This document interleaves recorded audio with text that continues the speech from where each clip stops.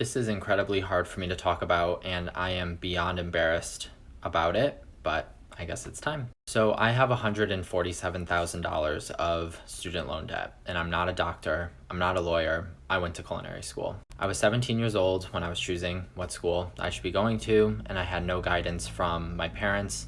My parents do not know how to handle money, they don't know how to manage money, they're irresponsible, and they're very defeated people, so they're in the mindset of just go into debt because you'll never win with money anyways. So 17-year-old me, who had no idea what I was doing, really no guidance from my parents, I decided to go to the best of the best because I thought if I go to the best school and I work hard, I will then end up with a great life. And that was an absolute lie. So I decided to go to the Culinary Institute of America, and I racked up over $130,000 in student loan debt for a 3-year bachelor's degree, which, if I'm being honest, and it's my opinion, I feel I was completely ripped off.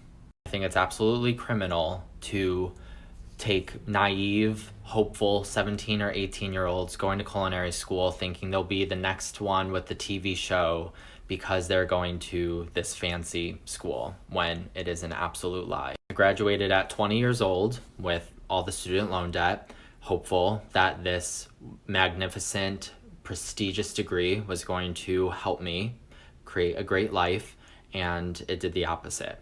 I stayed in the food industry for 5 years, and I made between $12 and $15 an hour with my world-renowned culinary school degree. This has been a nightmare. My life every day for the past 8 years has been nothing but an absolute living nightmare. I feel so stuck. I've been suicidal more times than I could even tell you. I have to do adult work now, which it's not that I'm not proud of it, but I am disappointed that this is what my life has turned into. I just realized I forgot to mention too that I paid off one loan for $25,000, and then I've made $900 monthly payments for over 7 years now, and my debt has only gone up. I basically live like I'm mentally homeless. I know people are going to go to my Instagram and think that I live this fantastic, wonderful, magnificent life. And if you think you know me, or if you think you know anyone from what they post on Instagram, I think you might need to go seek help from a therapist. I cook all my meals at home. My shoes literally have holes in them. I don't go to sleep with the heat on because I feel guilty to use electricity because it's going to rack up a bill. So I'm just drowning, and I really can't take it anymore. And no one's gonna save me but me. So I just keep trying, and I stay hopeful that I'll get through this, but I don't know.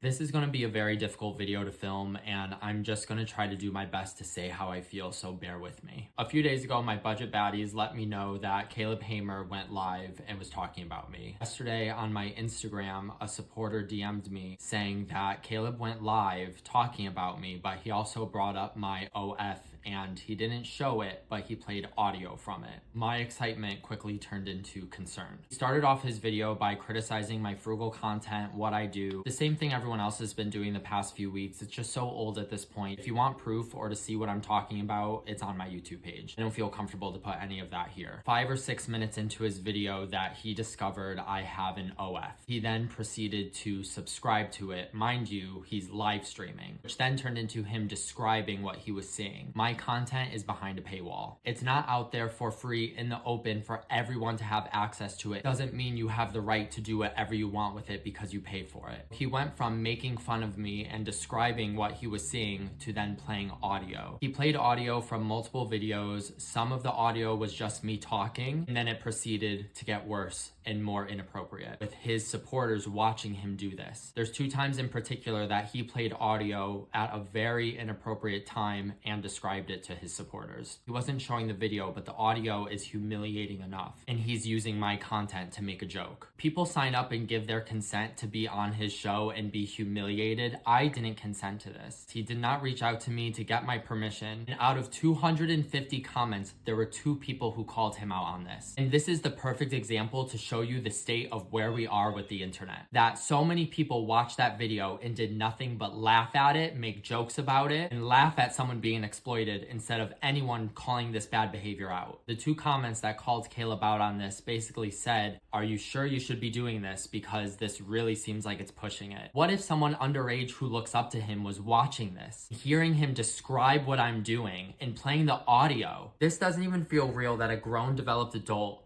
could have thought any of this was okay. I almost feel like I'm going crazy. He responded to those comments, and his response was, "I have enough to retire. I'm just working for fun now."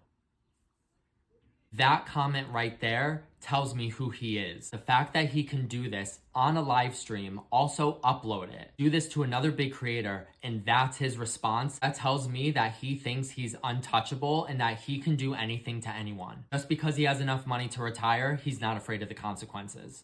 I can't even believe this is a real person. In the comment section of that video, there was 2 comments that mentioned a joke about AIDS. I couldn't watch the video beyond the OF part, which was within the first third of the video, so I can't confirm or deny he said something, but the fact that his supporters left comments about a joke about AIDS, I can only assume there was something said, then is teetering on the line of being homophobic. Those are stereotypes that feed into gay men's culture of doing that kind of work and being a gay man. He also came for my looks. He said, if I'm gonna be gay, I should at least be an attractive gay man. When I was watching the video, it just felt like jealousy. Anyone who's confident and happy with who they are would never treat someone like that. When you put yourself out there on the internet, everyone has the right to have an opinion about you. You don't have the right to take it a step further and then be a bully and make content like this. But the moment he subscribed to my OF and then decided to start describing what he was seeing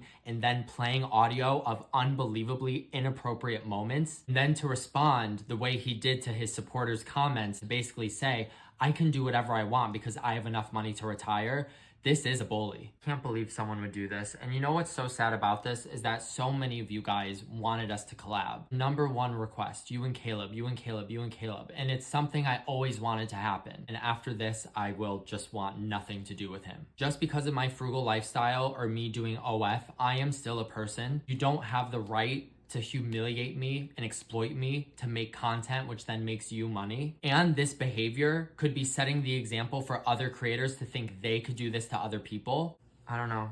I don't know what else to say. I don't know what else to do. We really just have to start being nicer to people. I miss the internet we used to have when it was nicer. We were having fun on here and connecting. I've had a bad thought or two these past few weeks. Luckily, I'm able to talk myself through it and push it to the side, but this has just been enough. I don't know what else to say. This is just so unfair. I'm frugal and booked a last-minute budget cruise to the Bahamas for my birthday, so this is everything I did and how much the total cost came to. I had to fly down to Florida, and the round-trip flight cost me $89. Cruises out of New York were way too much money, and I would rather inconvenience myself to save money. I only traveled with a backpack because I would rather repeat outfits than have to pay extra money for a carry-on. That's stupid! It was cheaper to book 2 one-way flights. My flight home was delayed, and I actually got it fully refunded because I spent $14 on travel protection, and it actually paid off. I'm shocked. I booked a shuttle to and from the airport to get to the cruise ship and then to get back to the airport when the trip was over because taking an Uber is way too expensive. Cruise itself only cost me $134 for all 3 days. Food at the buffet was completely included. Didn't do any of the specialty restaurants on the ship because you have to pay for those, and when you get a free buffet, why would you go? I only bought 1 drink and I got it with a $25 credit that I got when I booked the room. No, you don't need the drink package. It's overpriced. It's stupid. I booked the cheapest room, which was an interior room, for $159 for all 3 days. I found a $25 off coupon and they upgraded the room to a balcony room for free. I did not get the Wi-Fi package. I also did not do any excursions because my excursion is literally taking a cruise to the Bahamas. They charge $16 a day for gratuity, and I tipped the room attendant directly $20 just to make sure he gets a tip. My entire trip with everything included cost me $355. Couldn't have asked for a better birthday on a budget. Love you guys.